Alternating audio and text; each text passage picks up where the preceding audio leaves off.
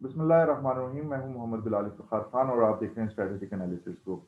दोस्तों, आज हमारे मेहमान हैं कर्नल असद महमूद और दफाई तजियाकार हैं, आर्मी से रिटायर्ड हैं और दफाई अमूर के ऊपर गहरी नज़र रखती हैं। आज हम लोग जिस बात पे डिस्कस करेंगे वो लाइन ऑफ कंट्रोल पे होती हुई कशीदा सूरत हाल, और एक दफ़ा फिर हमारे फॉरेन मिनिस्टर ने इस चीज़ की वार्निंग दी है कि इंडिया जल्द ही कोई फॉल्स फ्लैग ऑपरेशन करना चाहता है। उसके बाद सर्जिकल स्ट्राइक्स का जो है क्रेडिबल इंटेलिजेंस है इस चीज़ की कि सर्जिकल स्ट्राइक का इरादा रखता है। और उसके बाद मुईद यूसुफ जो कि हमारे सिक्योरिटी एडवाइज़र हैं, उन्होंने कहा कि इंडिया की तरफ से कोई इस किस्म का कदम जो है ना, एक इंतहाई बेवकूफ़ाना बात होगी। तो कर्नल साहब से बात करेंगे। सर, कल यूएन जो है उसकी भी गाड़ी को निशाना बनाया गया। हालांकि बड़ी दूर से नजर आ जाता है कि यूएन की गाड़ी जा रही है। तो क्या इंडिया यूएन को निशाना बना के कोई पैगाम देना चाह रहा था? ऑलराइट, बिस्मिल्लाहिर्रहमानिर्रहीम। Bilal, thank you very much. बिल्कुल, सिचुएशन मैं समझता हूँ कि ऐसी ही है जिस तरह का आपने सवाल किया या एंड पर आपने इसको आपने कंक्लूड किया, ओपनिंग रिमार्क्स को और बाकी सारी बातों को जब ओवरऑल आपने चीज़ों का अहाता किया and the way events are actually जिसको कहते हैं अनफोल्ड हो रहे हैं। इसमें बिल्कुल कोई शक नहीं है कि इस वक्त जो मोदी की फ्रस्ट्रेशन है, it is right touching the peaks. Why it is so? ये सेकंड टेन्योर के अंदर ये शख्स बहुत बुरे तरीके से एक्सपोज हुआ है। आप उसकी एडमिनिस्ट्रेशन की आप बात कर रहे हैं, गवर्नेंस की बात करते हैं, मैनेजमेंट की बात करते हैं। ओवरऑल इतना बड़ा मुल्क है। मैं ये ज़रूर कहूँगा कि इससे पहले जितने भी हिंदुस्तानी हुक्मरान थे बिफोर हिम, सर्टनली वो आप ये कह सकते हैं कि यस, उनके अंदर वो सोच थी, वो विज़न थी कि पूरी दुनिया को बहुत खूबसूरती के साथ बेवकूफ़ बनाते हुए वो अपना काम बड़ी तसल्ली और बड़ी महारत के साथ कर रहे थे। नो, इस शख्स को जो इसका पहला टेन्योर था 5 साल का, आउट ऑफ प्रोपोर्शन इसको जिसको कहते हैं कि बहुत ज़्यादा इस पे फ़ोकस किया वेस्टर्न वर्ल्ड या अमेरिका ने, और उसको ऐसा लगता है कि जैसे इंडिया का निजात दहिंदा या ये आप कह लीजिए कि एक एक मॉडर्न इंडिया के मेमार के तौर पे एक लिहाज से लेकर आए, और नतीजा क्या हुआ कि इसने बिल्कुल उसी वो जो फूक इतनी भरी गई थी, तो उसके अंदर आके इसने प्रोबेबली सोचना शुरू कर दिया कि यस, इसके अंदर भी बड़ी आप उससे की सलाहियतें हैं और उन सलाहियतों को वो इस्तेमाल करके तो इंडिया को पता नहीं कहाँ से कहाँ लेके चला जाएगा। और आप नतीजा ये देख लें कि आज इंडिया के अंदर मैं समझता हूँ कि तकरीबन 23 से ज़्यादा तो अलादगी की तहरीकें चल रही हैं, मुख्तलिफ तरह के इकदामात, चाहे आप उनके नेशनल सिटीज़नशिप एक्ट की बात करते हैं, नेशनल रजिस्ट्रेशन की बात करते हैं, विद इन इंडिया जो जिस तरह का माहौल आपको नज़र आता है, रिलीजियस एक्सट्रीमिज़्म नज़र आता है, और फिर जो कश्मीर के ऊपर 5 अगस्त 2019 को जिस तरह के इकदामात थे, और फिर यानी कि वो रेज़ोल्यूशंस मौजूद है जिसके लिए इंडिया गया था यूनाइटेड नेशन के अंदर सिक्योरिटी काउंसिल में, और उन सारी चीज़ों को ब्लेटेंटली वायलेट करते हुए जिस तरह का उसने लद्दाख के बारे में और जम्मू श्रीनगर के बारे में डिसीजन लिया, और आज तक आप समझते हैं कि वो 80 लाख की जो कश्मीरी आबादी है, उसको अंडर ओपन एक लिहाज से जेल के अंदर कन्वर्ट कर दिया। अच्छा, उसी के साथ आप ये देखते हैं, अब नेचुरली जब आप इस तरह के इक़दामात करते हैं तो चाइना के साथ आपके मामलात चल रहे हैं, पाकिस्तान के साथ तो आपके बहुत ज़्यादा सीरियस सारी चीज़ें एक लिहाज से चल रही हैं। अच्छा, देन फिर आप ये देख लीजिए कि अ, कोरोना ने आके जिस बुरे तरीके से मैं यस। समझता हूँ कि इंडिया को इम्पैक्ट किया, देन होता ये है कि पूरी दुनिया का ये उसूल है कि जब किसी मुल्क के अंदर हालात ख़राब होते हैं, इन्वेस्टर वहाँ पे इस तरीके से नहीं आता। आप यकीन मानिए, इंडिया के अंदर करोड़ों लोग, वाक़ई करोड़ों लोग बेरोज़गार हो चुके हैं। ऐसे ही। So no okay investment. हमारे पाकिस्तान के अंदर बैठ के बहुत सारे लोग हैं, वो कहते हैं जी कि नहीं, इंडिया की आप ओवरऑल फॉरेक्स ज़ब्त तो देखिए। फॉरेक्स ज़ब्त तो बेसिकली फ्रांस ने, यूरोप ने और यूके और फिर अमेरिका ने निचोड़ लिए हैं। जिस तरह के दिफाई उनको ओके माहे किए सामान हैं। के क्या से दिया, ठीक है, जिस तरह के माहदों में गया। और उसी के अंदर ना, उसी ज़ोन के अंदर कि जी नहीं, नहीं, वो तो चाइना से मुकाबला एक लिहाज से करने जा रहा है। और सर्टनली आपने सुना कि जी उनका जो इंडियन आर्मी चीफ और बिपिन रावत जो है चीफ ऑफ डिफेंस स्टाफ, कि जी हम जो है 2 फ्रंट्स के ऊपर इंडिया और चाइना, पाकिस्तान और चाइना से लड़ने के लिए तैयार हैं। Imagine the state of affair कि जब उनकी 8.5 लाख फ़ौज आउट ऑफ 13-1400 लाख जो फ़ौज है, उसमें से 8.5 लाख फ़ौज तो कश्मीर में लगाई हुई है। हम्म। जो कुछ उनके साथ चाइना ने किया बिलाल, वो भी आपके सारा सामने है। मतलब मैं तसव्वुर नहीं कर सकता था कि ये अपने आप को इतना इंडियन आर्मी अपने आप को प्रोफ़ेशनल आर्मी समझती थी, और अपने 20 सोल्जर जो है वो मरे पड़े हैं वहाँ पर, और दो-बदू फाइट के अंदर बेसिकली वो मरे हैं। सर देयर बीफ वर तो प्लेंटी पूरी बीफ रात जी जख्मी हुए, और चाइनीज कहते भी आप अपने लोग उठा के ले जाओ, एंड नहीं देयर वाज सिस्टम। ये है वो बिलोंगिंग एक लिहाज से किस तरीके से। अच्छा, ये तो हो गया इंटरनल मामले सारे इंडिया के, और इंडिया ने इसको कैसे लिया। एक्सटर्नल तरीके से जैसे चले जाएं, डोनाल्ड ट्रंप ने, मेरा ख्याल है कि कोशिश की है कि दुनिया का नक्शा पास करने तब्दील करने की एक लिहाज से। और उसी के साथ मैं आपसे बताऊं कि जो बेतौकीरी व्हाइट हाउस की डोनाल्ड ट्रंप के दौर में देखी, मेरा ख्याल है शायद इससे पहले कभी नहीं नहीं हुई हुई। थी। People had start trusting America. White house की स्टेटमेंट आती थी तो इससे पहले दुनिया की सल्तनतें हिल जाया करती थी कि there is something hidden into that, nobody bothers about it, who is talking, why talking, कोई कोई किसी तरह का कोई कंसर्न नहीं। लेकिन मैं ये आपसे बताऊं कि मिडल ईस्ट को मैं समझता हूं, और फिर मुसलमानों के कॉज को जितना नुकसान डोनाल्ड ट्रंप ने पहुंचाया, मेरा ख्याल इससे पहले कभी नहीं पहुंचाया गया अगर देखा जाए तो। आज वेर इज मुस्लिम उम्मा का, तो खैर चले हम अक्सर कभी बात करते हैं, मुस्लिम उम्मा तो कई दहाइयों से एग्जिस्ट ही नहीं करती ना भाई अगर देखा जाए। It is sir basically sir वो सॉरी सेल्फ सेंटर्ड रूलर्स हैं जो कि ये सारी चीजें सर, मैं लीडर समझता जरूर हूँ। सेल्फ सेंटर्ड हैं, लेकिन एक मैं बात बता दूं, मैं इस पे मेरा अपना नजरिया ये है कि जो हुजूर के हैं ना, वो कहीं पे भी बैठा हुआ है उसे नहीं परवाह, वो आपस में कनेक्टेड है, वो उम्मत है।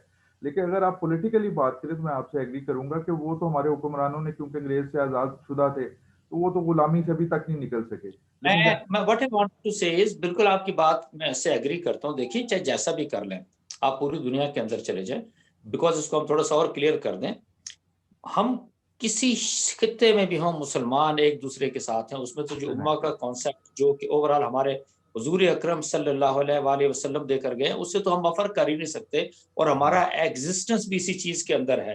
जब बेशक मैंने आपसे कहा ना कि वो कॉन्सेप्ट इसलिए खत्म हो गया बिकॉज वो जो सेल्फ सेंटर्ड रूलर्स आ गए और उन्होंने अपना सारे का सारा सिस्टम जब आधा कर दिया।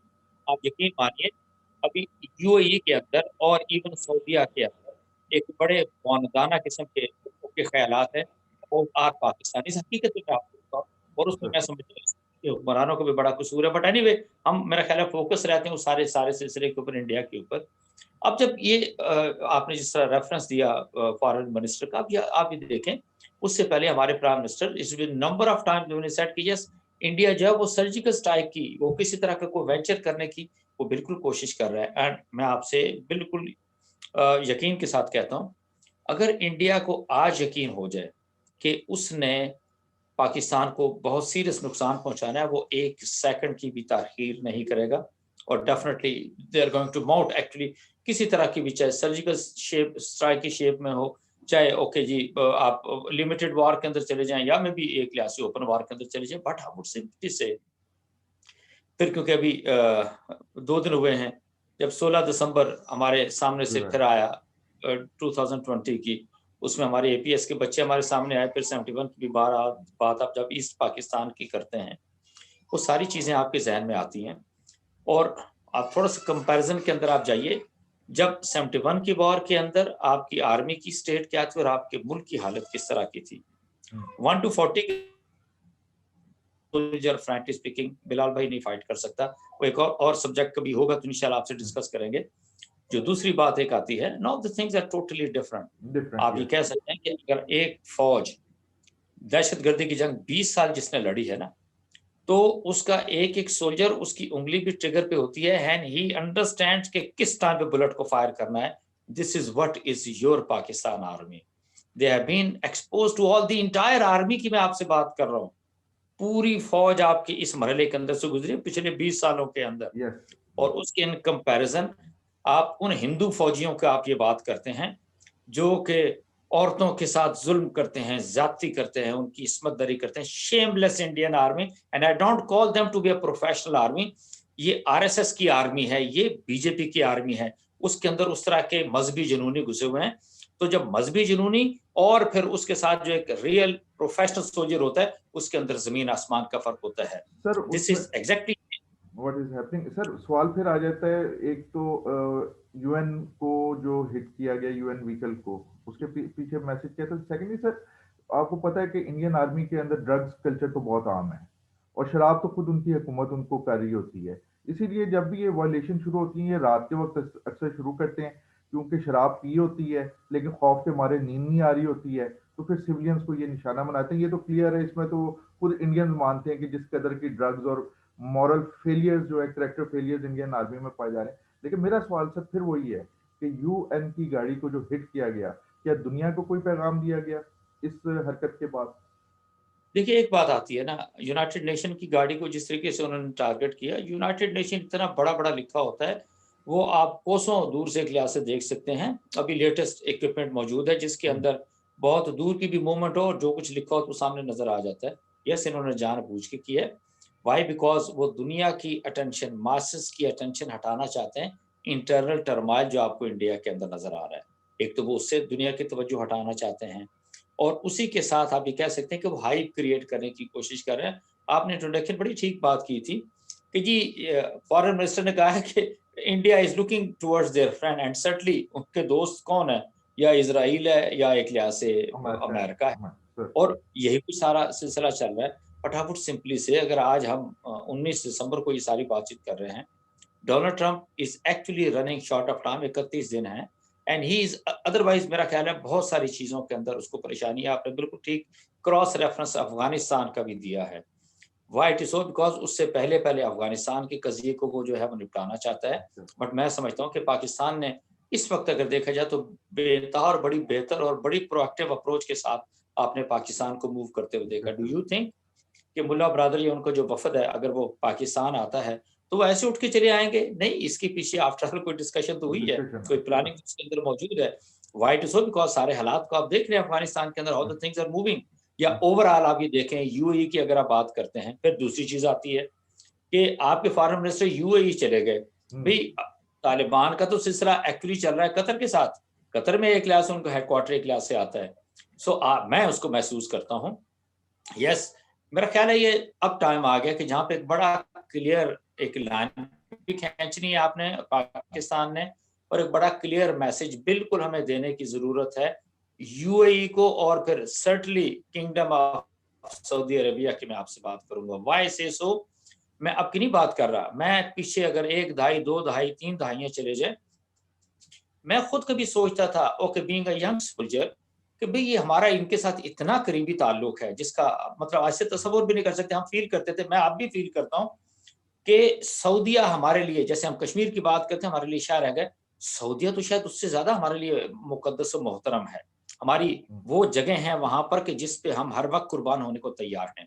बट इतना सारा कुछ, ये मेरी फीलिंग्स हैं और ये सारे पाकिस्तानियों की फीलिंग्स हैं। और बेशक। आप ये देखते हैं कि वहाँ पर नरेंद्र मोदी जाता है, वहाँ पर Indian army standard army chief मैं आपसे ये बताऊँगा, जिसका अपनी फ़ौज पे कंट्रोल नहीं है, अपने इलाके पर कंट्रोल नहीं है, अपने अपने ऑफिसर्स को ही इज़ अनएबल टू कंट्रोल, और जो कुछ उनको मार पड़ी मैं समझता हूँ लद्दाख के अंदर, और फिर जो कुछ हम उनके साथ करते हैं, वो भी दे आर एब्सोल्यूटली क्लियर कि एक्चुअली क्या हो रहा है इनके साथ।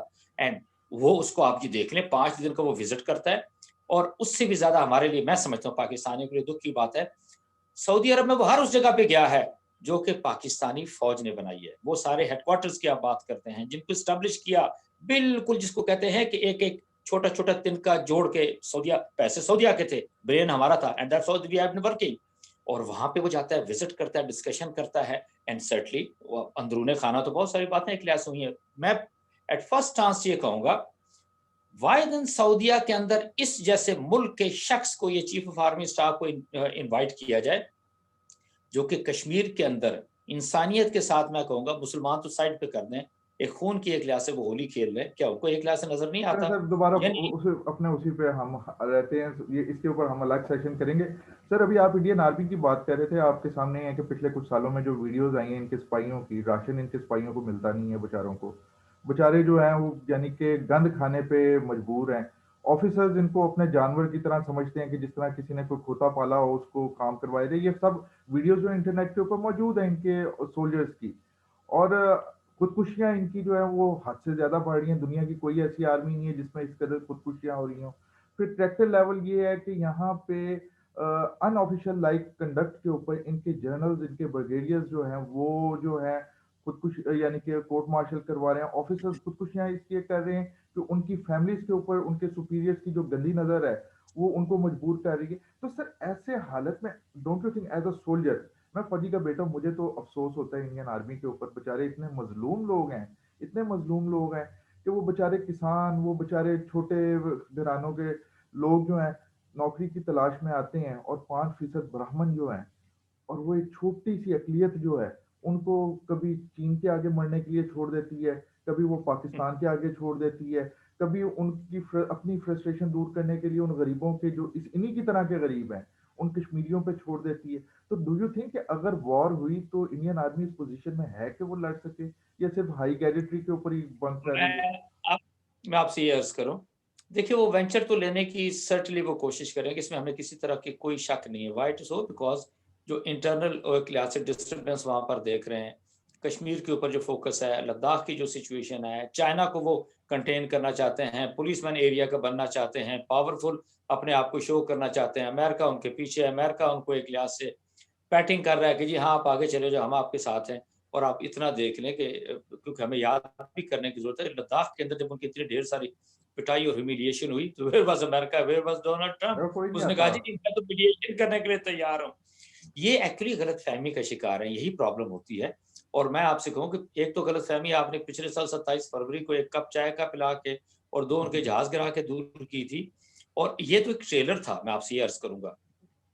यानी आप ये देख लें कि आपने उनकी आबदोज़ को ये याद रखें कि जब ओके वॉरफेयर के अंदर अगर कोई आबदोज़ डिटेक्ट होने का मतलब है कि उसको वो खत्म हो चुकी है। खत्म हो गई है। Why? Because then it is very easy. एक तो उसका ओके जिस तरीके से उसने छुप के आना है वो खत्म हो गया एक लिहाज से। और जब सामने आने का मतलब है जी कि no it is an open target and yes it can always be targeted. और आपकी मैं कहता हूँ कि इतनी पुरमहारत और प्रोफेशनल नेवी ने जिस तरीके से उसको माशाल्लाह। डिटेक्ट किया and they were thrown out of. तो आप ये देख लें, ये व्हाई? बिकॉज़ आपकी जो आर्मी मैं ऐसे कहूँगा उसकी एक कमिटमेंट है अपने मुल्क के साथ, अपने मुल्क के लोगों के साथ, अपने मुल्क की मट्टी के साथ। हमने इसी के अंदर से उठे हैं, इसी के अंदर हमने एक लिहाज से चले जाना है। एक वो जज़्बा है, एक वो मोहब्बत है, एक वो एक नज़ करते हैं। तो ये अपनी फ़ौज या आर्म्ड फोर्सेस की मैं बात करता हूँ, एयर फोर्स, नेवी को साथ शामिल कर लें। अगर हम उससे हट के इंडियन आर्मी की तरफ चले जाते हैं, व्हाट इज़ देयर कमिटमेंट? बिल्कुल ऐसा ही है। इंडक्शन रेट के अंदर देख लें जो एक लिहाज से फ़र्क है, ऑफ़िसर्स उनको ढूँढने से एक लिहाज से नहीं मिलते। बिल्कुल आपने ठीक कहा है, एक तो corruption is at rampage in Indian army, बिल्कुल ऐसा ही है। भाई ये कैसे हो सकता है जी कि उनका इतना बड़ा बजट है, मोर देन 70 बिलियन, वो इतनी बड़ी आर्मी, चलो फिर भी मैं कहता हूँ कि नहीं है। और उसके बावजूद आप अगर आप ये देखें वो 15 लाख की फ़ौज है, उनका बजट इज़ रफली 75 बिलियन यूएस डॉलर की बात करें। पाकिस्तान की फ़ौज साढ़े 6 लाख फ़ौज है और उसका बजट कितना है? 9 बिलियन यूएस डॉलर टोटल। और वो पाकिस्तान का जो जीडीपी है, उसका 17% आता है। ये भी मेरा ख़्याल है हमें सारी चीज़ों को सामने रखना चाहिए। सो आप ये समझ लें कि बजट का जो डिफरेंस है 8 टाइम्स का, उसके साथ आपने इंडिया को नाकों चने चबवाए हुए हैं and this is exactly what it is known to India. और यही वो बात आती है बिकॉज़ जब कॉज़ कोई सामने ना हो, उसके अंदर कोई कमिटमेंट ना हो, मुल्क व कौम से क कौन-सा कॉज़ है, किसके लिए वो जा रहे हैं, किस लिए लड़ने जा रहे हैं? ये दीज़ आर द क्वेश्चन जो कि इंडियन सोल्जर्स एंड ऑफिसर्स एक-दूसरे के साथ करते हैं। दे आर अनविलिंग कि जी आप उनको मरे लद्दाख के हैं। ऊपर या श्रीनगर के अंदर एक लिहाज से लेके जाएँ। आप वो एक कोने से शुरू होते हैं, आप उसका एक लिहाज से सदर्न पोर्शन कर लें और नॉर्दर्न पोर्शन में आते-आते उनको 4 दिन, 5 दिन ट्रैवल करते हुए लग जाते हैं। Certainly it is a big country, 32 lakh square kilometre का एरिया है। So people are the soldier and officers they are not willing कि जी इस तरीके से चलेंगे। तो जिस जिस फौज के अंदर, एयर फोर्स और नेवी के अंदर वो कमिटमेंट नहीं होती, वो जज़्बा नहीं होता, ये जंगें जज़्बों के साथ लड़ी जाती हैं। एंड डू यू थिंक वो उनका आपको वो उनकी सियासत में तो वो जज़्बा नज़र आ सकता है पाकिस्तान दुश्मनी का। ड्रामेबाजी लोगों है के ना अंदर सर। इमाम इंडियन से अगर आप पूछें, they are not pushed about it, ठीक है। वो बेवकूफ़ी के अंदर वो दूसरी तरफ नरेंद्र मोदी जैसे मैं समझता हूँ कि एक सब स्टैंडर्ड आदमी को तो इलेक्ट करके लेकर आ गए। मैं तो ये ज़रूर आपसे कहूँगा कि हमारा पाकिस्तानियों का और इंडियंस का फ़र्क इतना देख लें, हम किसी इतने छोटे आदमी को एक सॉरी टू से एक चाय वाले को इस तरीके से जिसका कोई बैकग्राउंड कोई कुछ ना और इतना मज़हबी जुनूनी को पाकिस्तानी तो इलेक्ट करने से नहीं रहे कर। मैं फ्रैंकली आप अच्छा सर, एक मैं कमेंट करता चलूँ, उसी के साथ रिलेटेड सवाल है कि वो पिछले दिनों इंडियन अखबार है काफ़ी क्रेडिबल, द प्रिंट, उसके अंदर एक आर्टिकल आया था, उसमें उसने कहा कि पाकिस्तान आर्म फोर्सेस की 2 यूनिवर्सिटीज हैं, एनडीयूज हैं, एयर यूनिवर्सिटी एयरफोर्स वालों की, जी और आर्मी की जो एनडीयू नेशनल डिफेंस यूनिवर्सिटी। उसने कहा इसके मुकाबले में इंडिया के अंदर एक भी जो है ना डिफेंस यूनिवर्सिटी नहीं। एक लेवरेज है, अगर तो war is art of generalship, तो अल्हम्दुलिल्लाह हमारे यहाँ पे जनरल जो हैं वो ट्रेंड है, और वो ब्रिगेडियर कर्नल लेवल से ही ट्रेन होकर उस मुकाम तक पहुंचते हैं जहाँ पे उन्हें माइंड अप्लाई करना आता है। और यहाँ पे आप देख लें जिस तरह के दावे किए जाते हैं, हंसी आती है। तो मुझे तो अब लगता है कि कुछ अरसे के बाद पता नहीं क्या क्या ये लोग बात करेंगे। अच्छा सर, अब सिचुएशन जो इंडिया के अंदर जा रही है, गुर्बत इंतहा की, फौज खुदकुशियों की तरफ माइल, मोदी साहब जो हैं वो भारतवर्ष शुरू करवाने की तरफ माइल। ऐसे में अगर इंडिया हमारे साथ कोई झड़प करता है या सर्जिकल स्ट्राइक करता है, ऑब्वियसली उसका रिस्पांस तो बड़ा सख्त आएगा। अब कीपिंग इन माइंड कि एक तरफ लद्दाख के अंदर चाइना तैयार बैठा हुआ है, फिर कल हमारे पाकिस्तान आर्मी चीफ जो हैं जनरल बाजवा एक एयरबेस पे भी गए थे, जो शाहीन 9 सीरीज जी हो रही हैं, और पहली दफा वो मेरे ख्याल में हो रही हैं कि रेगिस्तान और रन ऑफ कच्छ के बैकड्रॉप के ऊपर। और फिर इन कीपिंग माइंड के हजारों जो फार्मर्स हैं वो इस वक्त बैठे हुए हैं, और खालिस्तान की आवाजें भी आ रही हैं, और कश्मीर तो वैसे ही है। तो डोंट यू थिंक कि ये एक खुदकुशी होगी? और जो कल मुईद यूसुफ ने एक बड़ी प्यारी बात की कि India should be treated like a mafia, तो इंडिया मुल्क नहीं है, रियासत नहीं, बेसिकली ये माफिया है जो एक मुल्क चला रहा है।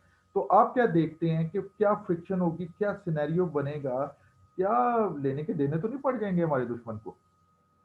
बिल्कुल मैं आपसे मुत्तफ़िक हूँ और जो कुछ आपने कहा बिल्कुल इसी तरह ही चीज़ें आपको अनफ़ोल्ड होती नज़र आएँगी। देखिए एक मैं बताऊँ, इंडिया का एक तो इश्यू ये है कि उसने पाकिस्तान की एक्ज़िस्टेंस को आज तक तस्लीम नहीं किया, तस्लीम नहीं किया। ये हमें इसको एक्सेप्ट करना है। हम्म, वो तो अल्लाह ने हम पे बड़ा करम किया, हम जैसा भी आपस में तो बेतहाशा हम एक लिहाज़ से लड़ते हैं। इट कम्स टू पाकिस्तान तो पूरी कौम इकट्ठी होती है। बेशक। हम बहुत सारे लोग हैं, पॉलिटिकल डिफरेंसेस बहुत हो सकते हैं, but still when it comes to Pakistan we stand united. एक सबसे बड़ी स्ट्रेंथ ये है, आपके ये 22 करोड़ लोग जो है ना, वो अपनी फौज के साथ खड़े हैं, जो सबसे बड़ा एलिमेंट मैं और सबसे बड़ी कुव्वत समझता हूँ।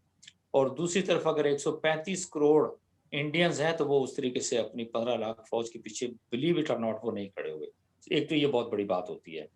हमारे हर soldier officer they they believe कि जी हाँ, एक्चुअली वो फाइट कर रहे हैं for the cause of Pakistan, नजरिया पाकिस्तान के लिए, इस्लाम के लिए, अपनी कौम की ओके तहफ़्फ़ुज़ के लिए, और पूरी कौम उनके पीछे खड़ी है। एक बहुत बड़ा जज़्बा होता है। ये नॉर्मली आप बाकी दुनिया की फ़ौजों के अंदर इस तरह के मैं फ्रैंकली मैं आपको बताऊँ, शायद चीज़ें नज़र ना आएँ आपको। जो दूसरी बात आपने ये कही ना कि अगर वो सर्जिकल स्ट्राइक की गलती भी करते हैं, तो मैं ये भी कहना चाहूँगा कि yes, we are waiting actually for that time. Okay, मुझे बहुत अरसा हो गया रिटायरमेंट को। मैं आज भी ये कहता हूँ कि अगर कोई ऐसी ज़रूरत पेश आती है, इट्स नॉट ओनली मी, लाखों ऑफिसर्स और सोल्जर्स जो कि इस पाक फ़ौज के रिटायर्ड हैं एयरफोर्स और नेवी से, दे आर रेडी कि वो अपने भाइयों के साथ जाके बॉर्डर्स पे खड़े होंगे। ये वो जज़्बा है। वो तो हम अपनी बात करें ना, we are retired officers and soldiers. मैं लाहौर तो आपको भूला नहीं होगा 65 में जो कुछ हुआ था। ये पूरा पाकिस्तान यकीन मानिए बॉर्डर पे जाने को तैयार है। जब एक एक कौम के अंदर ये रेज़िलियंस होती है ना, उसके अंदर वो जज़्बा होता है, उसके अंदर वो कुव्वत और स्ट्रेंथ होती है ना, अल्लाह के करम से दुनिया की कोई कुव्वत उसको शिकस्त नहीं दे सकती। दूसरी बेशक। बात ये है, ये जज़्बों की बेसिकली आपस में जंग होने जा रही है। अगर अददी हिसाब से देखा जाए, let me tell you, it is still not now 71 के 140 के रेशियो या 130 के रेशियो से हम उनके साथ लड़ेंगे। हमने बिल्कुल, मैं यहाँ पर जनाब आसिफ गफूर को कोट करना चाहूँगा कि हमने स्पेशली आफ्टर 71 तो उन्हीं को देखा है, उन्हीं को पढ़ा है, उन्हीं को एक लिहाज से फ़ोकस स्टडी किया किया। कि हमने उनको कैसे अब मैनेज करना है, एंड अल्हम्दुलिल्लाह we can manage them very well. आप देखिए हमने इतनी ढेर सारी डिस्कशन की। कोई एक जुमला आपने मेरे से सुना कि नहीं हम इंडिया पे एग्रेशन करने जा रहे हैं, हम इंडियन लोगों पे हमला करने जा रहे हैं। What is that? We want to, एक मैसेज तो हमें ज़रूर देना है ना कि we want to live peacefully. और अगर कोई भारत जैसा मक्कार पड़ोसी हम पे हमलावर होता है, तो हाँ, हम उसकी टाँगें भी काटेंगे और हम उसका सर भी काटेंगे, मैं आपसे ये बताऊँ। इंशाल्लाह। And yes, we will not hesitate. ये जितने इंडियन सोल्जर्स हैं, ऑफिसर्स हैं, बिपिन रावत जैसा बेवकूफ़ आदमी है और आप निर्वाणे की बात करते हैं, they should be absolutely absolutely clear and let it be a very clear message. वो अपने सोल्जर्स को आगे लेकर आएँगे। तो हमने छुपे हुए दुश्मनों को, दहशतगर्दों को, जिनको इंडिया नर्चर कर रहा था ना, हमने उनको खाक में मिला दिया। What where do they stand, कि जो कि निहत्थे कश्मीरियों के ऊपर जो लाठियां जो जिनके पास सिर्फ होती हैं, ये पत्थर होते हैं, और उनके ऊपर लेटेस्ट वेपन्स लेके खड़े होते हैं। They consider themselves to the most elite and the most professional army. My foot, we don't care about them. और यस मैं आपको बताऊं, वो अपनी फौज को मरवाएंगे, अपनी एयरफोर्स और नेवी को। और जो एयरफोर्स और नेवी का जो state of preparedness and operation, उनका जो रेडीनेस है, मेरा ख्याल है वो आपको भी पता है, मुझे भी पता है, एंड पूरी दुनिया को पता है कि वो कितने पानी के अंदर है। और जहां तक ग्राउंड ट्रूप्स की बात है, yes we are waiting for them, let them come and they will have the lesson of their life. Why? Because बहुत सारे हिसाब हमने इस मक्कार पड़ोसी से, मैं समझता हूँ कि बराबर करने। स्टिल आई कंटेन कि हम उनके ऊपर नहीं अटैक कर रहे, वो अटैक कर रहे हैं, and we have all the right to उनको इनहिलेट करें, उनको ह्यूमिलिएट करें और उनको डिस्ट्रॉय करें। And yes, Pakistan army, air force और navy will do it with the, I say, total support of the government and the people of Pakistan. Sir बहुत शुक्रिया, हमारा टाइम खत्म हो गया। इंशाल्लाह परसों हम एक और आपके साथ सेशन करेंगे सर। सर जाने से पहले मैं ये कहना चाहूँगा कि पाकिस्तान ने वाकई, आपने जो बात की 71 के बाद, बहुत कुछ सीखा। आज हम अपने वेपन्स खुद प्रोड्यूस कर रहे हैं, अपना एमओ खुद प्रोड्यूस कर रहे हैं। जबकि दूसरी तरफ हिंदुस्तान, जो अपने साइज की वजह से पता नहीं किस ख्वाब में था, आज अपने जो खुद वेपन्स प्रोड्यूस कर रहे हैं वो बेकार हैं। इनका एमुनिशन, इनके अखबारों में भारत रक्षक जैसे वेबसाइट्स के ऊपर आ रहा है कि इनका एमुनिशन चलने से पहले फट जाता है। ट्रुप्स की हालत ये है कि वो बेचारे गरीब आ गए हैं। मुझे तो फिर मैं तर्स खाऊंगा कि ये इंडियन अवाम और इंडियन सीना के जो वो गरीब मजदूर और छोटी कास्ट के लोग, भाई आप लोगों को ये मरवाना चाह रहे हैं, तो आप लोग इनके ऊपर प्रेशर डालें अपने इनके ऊपर कि ये इंसान के बच्चे बन के रहें। पाकिस्तान चाहता है कि पाकिस्तान भी तरक्की करे। जैसे कि हमारे कायद ने, जब पाकिस्तान आज़ाद हुआ था, उन्होंने कहा था कि भारत के लिए पाकिस्तान जो है एक, क्या नाम है, वो आड़ होगी या वो होगा जिसकी वजह से भारत जो है एग्रेशन से बचा रहेगा। लेकिन हमने देखा कि जिस किस्म का रवैया और ज़र्फ जो है वो हिंदुस्तानी लीडरशिप और इन लोगों ने दिखाया, उसकी वजह से आज पाकिस्तान मजबूत है इंशाल्लाह। पाकिस्तान ने आपको कल भी बता दिया था कि पाकिस्तान क्या है। 19 को आप 27 को ना भूलिएगा, लेकिन ये देखिएगा कि आपको जो ख्वाब दिखाए गए हैं, एट दी एंड कबाड़ा आपका होगा। आपकी गुर्बत और नीचे चले जाएगी, ब्राह्मण का जुल्म और ज्यादा बढ़ जाएगा, आपके साथ सोशल इंजस्टिस के अंदर और इजाफा हो जाएगा। इसलिए अमन की बात करें, अमन के लिए हम तैयार हैं। हर पाकिस्तानी अमन चाहता है। और यकीन जाने कि जब आपके यहाँ पे लोग आते हैं, हम लोगों ने बड़ा ज़र्फ करके, जिस तरह करतारपुर साहब का किया, क्योंकि सिख भी हमारे वो भाई हैं जो तौहीद परस्त हैं, तौहीद का हमारा एक रिश्ता है। इसी तरह हिंदुओं के लिए भी हमने किया, हालांकि हमारे जो डॉक्ट्राइनल डिफरेंसेस बहुत ज़्यादा